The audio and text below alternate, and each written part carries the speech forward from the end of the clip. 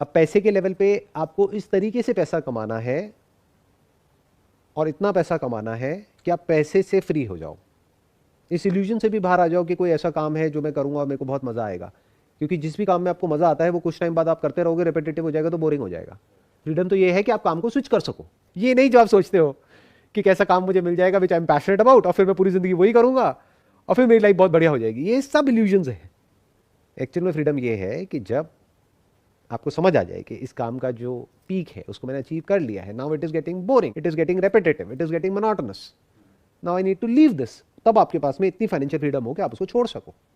तो you should think about passive income अगर actual में आप फाइनेंशियली फ्री होना चाहते हो। जैसे पहले का माइंडसेट क्या है लोगों का, अगर आप अपने घर में जाकर के देखोगे पुराना माइंडसेट क्या है, प्रॉपर्टी ले लो। उसके लिए इतने पागल हैं लोग जिसकी कोई हद नहीं है। मैं सही कह रहा हूँ गलत कह रहा हूँ? सही कह रहे हो कि अपनी प्रॉपर्टी तो होनी चाहिए, और एक नहीं होनी चाहिए, बहुत सारी होनी चाहिए, बहुत सारे प्लॉट्स होने चाहिए, बहुत सारे घर होने चाहिए, बहुत सारी, जो भी पैसा आए उसको प्रॉपर्टी में इन्वेस्ट कर दो। Passive income, not even passive income, क्योंकि वो प्रॉपर्टीज बहुत लोगों ने तो ले लेकर के डाली हुई है और वहां से ना रेंट आ रहा है ना कुछ आ रहा है, और रेंट आ भी रहा है तो वो रेंट उससे कम है जितना कि अगर वो उसको बैंक में रखेंगे तो वहां से रेंट आएगा। और प्रॉपर्टी में अब उतनी एप्रिसिएशन भी नहीं हो रही है जितनी पहले एक जमाने में होती थी। तो वो क्या कर रहे हैं, पास्ट के बेस पे फ्यूचर को देख रहे हैं कि पास्ट में अगर प्रॉपर्टी ने मल्टीप्लाई किया है पिछले 30 साल में मानो 100 गुना, तो उनको लग रहा है अगले 30 साल में भी 100 गुना मल्टीप्लिकेशन हो जाएगा, जबकि ऐसा नहीं है क्योंकि प्राइसेस ऑलरेडी बहुत इन्फ्लेट हो चुके हैं। तो अब अगर पैसिव इनकम रियल एस्टेट से नहीं आएगी तो कहां से आएगी? डिजिटल रियल एस्टेट से आएगी। अब ये डिजिटल रियल एस्टेट क्या होता है, डिजिटल एसेट क्या होता है, वो लोगों को पता ही नहीं है। तो इन्वेस्ट करने की तो बात ही छोड़ दो। डिविडेंड्स होते हैं नहीं, देखो ध्यान से समझो, डिविडेंड क्या होता है? डिविडेंड होता है जो कंपनीज प्रॉफिट कमाती हैं उसमें से डिविडेंड देती है, या बॉन्ड्स में से आपको डिविडेंड मिलता है। तो dividend is basically an income जो आपको मिलता है जब आप किसी बिजनेस में ओनर बनते हो। जब आप एक शेयर होल्डर होते हो किसी कंपनी में, तो आप ये मत समझो कि मैं स्टॉक्स खरीद रहा हूं, आप उस कंपनी में ओनर बन रहे हो, आप मालिक हो। नौकर कौन है? डायरेक्टर जो काम कर रहा है। हमें बेसिक फंडे ही क्लियर नहीं है। मालिक कौन होता है? Share holder. तो आप उस कंपनी में शेयर्स जब ले रहे हो तो आप एक बिजनेस में इन्वेस्ट कर रहे हो, उस बिजनेस के फ्यूचर पे दाव लगा रहे हो। मैं उसकी बात नहीं कर रहा हूं, I am talking about asset, not a business. तो डिजिटल एसेट्स क्या होते हैं उसके बारे में बहुत लोगों ने सुना तक नहीं है। अगर मैं अभी आपसे बात करूंगा एनएफटी क्या होती है तो आप सोच में पड़ जाओगे। एनएफटी की फुल फॉर्म क्या होती है? बताओ क्या होती है एनएफटी की full form? Non fungible tokens. हमें ये तक नहीं पता एनएफटी क्या है, कि दुनिया किस डायरेक्शन में जा रही है। क्रिप्टो को हम लोग ऐसे समझते हैं, या तो दो तरह के लोग हैं जो मैंने देखे हैं इंडिया में। एक, या तो वो समझते हैं क्रिप्टो को एज सट्टा, कि यहां पैसा लगाओ और अमीर हो जाओ, या दूसरे हैं जो सीधा क्रिप्टो को बोलते हैं ये तो बेकार है, इसमें कुछ नहीं पड़ा है। कोई समझता ही नहीं है इसके पीछे की टेक्नोलॉजी क्या है, ब्लॉकचेन क्या है, वो कैसे काम करती है, एक डिसेंट्रलाइज सिस्टम क्या होता है। तो टेक्नोलॉजी का फ्यूचर क्या है, जब वो समझोगे तभी तो सही तरह से पैसे को इन्वेस्ट करोगे। एक्चुअल में किसी ऐसी जगह पे इन्वेस्ट करोगे जहां पे 1 का 100 होने वाला है और रिस्क ऑलमोस्ट 0% है। नहीं तो आप वही गलती कर बैठोगे जो ज्यादातर लोग कर रहे हैं या करने वाले हैं। क्या एक रेजिडेंशियल प्रॉपर्टी आपने खरीदी जो है मानो 3 करोड़ की, और उसका रेंट है मान लो सिर्फ 30,000 रुपये महीना, तो साल का कितना हुआ? 3,60,000। रिटर्न कितनी आई 3 करोड़ पे? हार्डली 1%। 1% रिटर्न क्या होती है? इन्फ्लेशन है 5-6%, 7%। तो आप तो पैसा गंवा रहे हो, कमा कहां रहे हो? तो अभी मैं क्या बात कर रहा हूं, सिर्फ फाइनेंशियल फ्रीडम के बारे में, कि फाइनेंशियली कैसे फ्री होते हैं। आज फाइनेंशियली फ्री कौन है? वो जिन्होंने सही टाइम पे सही जगह पैसा लगा दिया था, यानी आज से 30 साल पहले 40 साल पहले प्रॉपर्टी में पैसा लगा दिया, वो आज फाइनेंशियली फ्री है। क्यों? क्योंकि उस टाइम पे लैंड थी सस्ती, मानो 5 लाख रुपए 10 लाख रुपए लगाया, आज वही लैंड हो गई 5 करोड़ की, 10 करोड़ की, 20 करोड़ की। जिसने उस टाइम पे 50 लाख लगाया वो आज बढ़ करके हो गया 500 करोड़। तो एटलीस्ट फाइनेंशियली तो वो फ्री हो गए। बाकी चीजों के बारे में मैं बात नहीं कर रहा। तो पहले समझो कि फ्यूचर में क्या होने वाला है। क्या पास्ट के बेस पे आज प्रेजेंट में पैसा लगाना है? तो पैसा लगाना कहां है? फ्यूचर में क्या होगा? दुनिया कैसी होगी? फिजिकल स्पेस की ज्यादा वैल्यू होगी या डिजिटल स्पेस की ज्यादा वैल्यू होगी? और डिजिटल स्पेस क्या होती है? एक डिजिटल एसेट क्या होता है? और डिजिटल एसेट में भी जितने तरह के डिजिटल एसेट्स हैं उसमें से सबसे ज्यादा वैल्यूएबल क्या है? Sir, are you a believer in crypto? I am not a believer in crypto. Like, do you think it's the future? I'm not sure about crypto, but I'm sure about blockchain. It's here to stay. Because as a model, decentralised is a better model than centralised.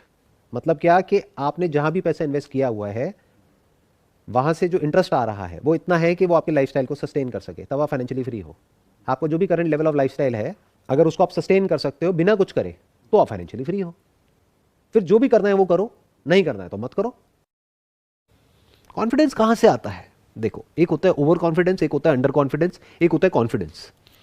Confidence आता है किसी काम को करने से, या फिर knowledge से, इंफॉर्मेशन से, एक्सपीरियंस से, यहां से आता है कॉन्फिडेंस। इसके बेस पे जो कॉन्फिडेंस होता है उसको आप कॉन्फिडेंस बोल सकते हो। इसके बिना जो कॉन्फिडेंस है वो ओवर कॉन्फिडेंस है। वो हवा में कोई भी कुछ भी सोच सकता है।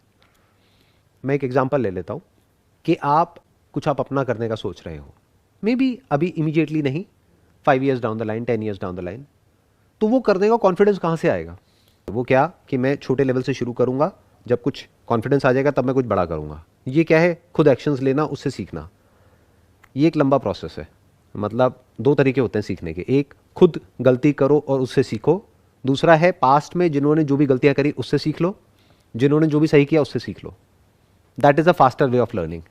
उससे क्या होगा कि जो उस इंसान ने 50 साल में सीखा या 100 साल में सीखा, और वो भी जो उसने 50 साल में सीखा वो 5000 बुक्स को पढ़ करके सीखा, यानी उसके पीछे लाखों लोगों की मेहनत है जो उसने 50 साल में सीखा। तो अगर उसको आपने 5 महीने में सीख लिया तो 5 महीने में आपने कुछ ऐसा सीख लिया जो आप खुद सीखोगे तो आपको 5000 साल लगेंगे। तो 5000 साल में जो चीज सीखनी थी वो आपने 5 महीने में सीख ली। This is a faster way of learning. तो ये कॉन्फिडेंस कहां से आया? उन लोगों के एक्सपीरियंसेस पढ़ के जिन्होंने भी लाइफ में कुछ ढंग का अचीव किया है उस फील्ड में, जिस फील्ड में आप जाने वाले हो। तो वहां से कॉन्फिडेंस आने लग जाता है, जिसके बारे में हम कभी बैठ करके सोचते ही नहीं, क्योंकि टाइम ही नहीं है ना। रेस में भाग रहे हैं सारे के सारे, एक रेस लगी हुई है, सबको आगे निकलना है। तो कोई ये बैठ करके अपने आप से पूछता ही नहीं है कि मैं जो कर रहा हूं कर क्यों रहा हूं, मेरे लिए इंपॉर्टेंट एक्चुअल में क्या है।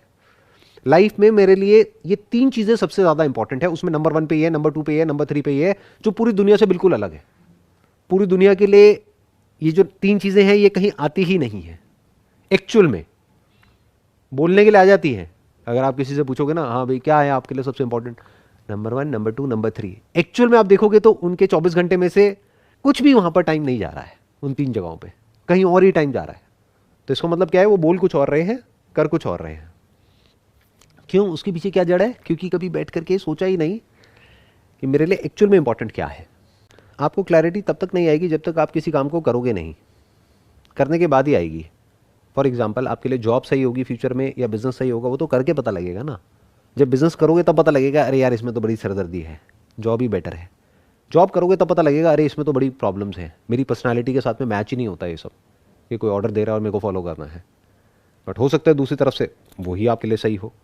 तो कोई हार्ड एंड फास्ट रूल नहीं है ना कि आपके लिए क्या सही है, किसी और के लिए कुछ और सही है, किसी और के लिए कुछ और सही है। तो जब करोगे तब पता लगेगा। तो बैठ करके सोचने से नहीं होगा। तो मैं किसकी बात कर रहा हूं? अगले 10 साल में, 20 साल में, 30 साल में मेरी लाइफ कैसी होगी। अब वो चाहे जॉब से होगी चाहे बिजनेस में होगी, वो हो गया रास्ता कौन सा मैं पकड़ूंगा। But ultimately what is it that I want from my life, that must be very clear. जैसे मैं आपसे पूछता हूं, चलो इसको यहीं पे करके देखते हैं। आपको कैसी लाइफ चाहिए 40 साल की एज में? क्या आप चारों तरफ से बंधे हुए हो या बिल्कुल फ्री हो? फ्री हो। तो इसमें कंफ्यूजन क्या है? तो एक चीज आपको मिल गई, एक पिलर मिल गया। कितना इंपॉर्टेंट है फ्रीडम आपके लिए? I think number 1 maybe. Freedom या हेल्थ, दोनों में से क्या ज्यादा इंपॉर्टेंट है? I guess health is necessary for freedom, otherwise I will be bound to medicines और समथिंग। So perfect. तो आपने हेल्थ को फ्रीडम से जोड़ दिया, क्योंकि अगर आपकी हेल्थ अच्छी नहीं है तो you will be bound by your body, bound by the diseases in the body. तो आप कुछ कर ही नहीं पाओगे, फ्रीली मूव नहीं कर पाओगे, फ्रीली वो नहीं कर पाओगे जो भी आप करना चाहते हो। तो फ्रीडम के लिए क्या चाहिए? Health. How important is money for freedom? I think after health second most important thing. पैसा कमाना ज्यादा इंपॉर्टेंट है या पैसा बचाना ज्यादा इंपॉर्टेंट है फ्रीडम के लिए? I guess both are equally important. ऐसे सोचना होता है कि क्या ज्यादा इंपॉर्टेंट है, कि जो भी करियर है आपका उसमें आगे बढ़ना, क्योंकि आगे नहीं बढ़ोगे तो ज्यादा कैसे कमाओगे, ज्यादा नहीं कमाओगे तो ज्यादा कैसे बचाओगे, ज्यादा नहीं बचाओगे तो फाइनेंशियली फ्री कैसे होगे। तो दोनों इंपॉर्टेंट है, बिल्कुल ठीक बोला आपने। क्या? ज्यादा कमाना भी और ज्यादा बचाना भी, क्योंकि तभी तो फ्री होगे। आपने ज्यादा कमाया और ज्यादा खर्च दिया तो at the end of the day you are back to square one, मतलब जीरो से शुरू हुए जीरो पे आ गए या माइनस में चले गए। बहुत लोग माइनस में चले जाते हैं। लोन लिया, ये लिया, वो लिया, फाइनेंस कराया, उसके बाद में पता लगा जी हम तो माइनस में बैठे हैं, अगले 20 साल तक मेरे को ईएमआई भरनी है हर महीने, अब 20 साल के लिए तो मैं बंद किया, मानो एक ऐसी जॉब से जो मुझे पसंद ही नहीं है, तो फ्रीडम पे कॉम्प्रोमाइज हो गया ना। तो अगर ये गोल आपके माइंड में क्लियर होगा तो कभी भी आप बंदोगे, नहीं, बट एक गोल कितने लोगों के माइंड में क्लियर होता है? May be 1%. हार्डली 1%। वो भी बहुत ज़्यादा बोल दिया आपने। लोगों के माइंड में ये गोल नहीं होता है, कुछ और ही गोल्स होते हैं। मुझे ये करना है, मुझे वो करना है। उनसे पूछो क्यों करना है? किसी को प्रूव करना है। किसको प्रूव करना है? और किसको फर्क पड़ता है कि आप करो या ना करो? What is it that you actually want? That must be very clear. जैसे फ्रीडम के लिए हमको एक पिलर मिला हेल्थ, दूसरा मिला वेल्थ। वेल्थ मतलब क्या? Wealth management, not just earning money but managing money in a smart way so that you become financially free. Yeah. Health को भी मैनेज करना ताकि आप हेल्थ वाइज फ्री हो जाओ।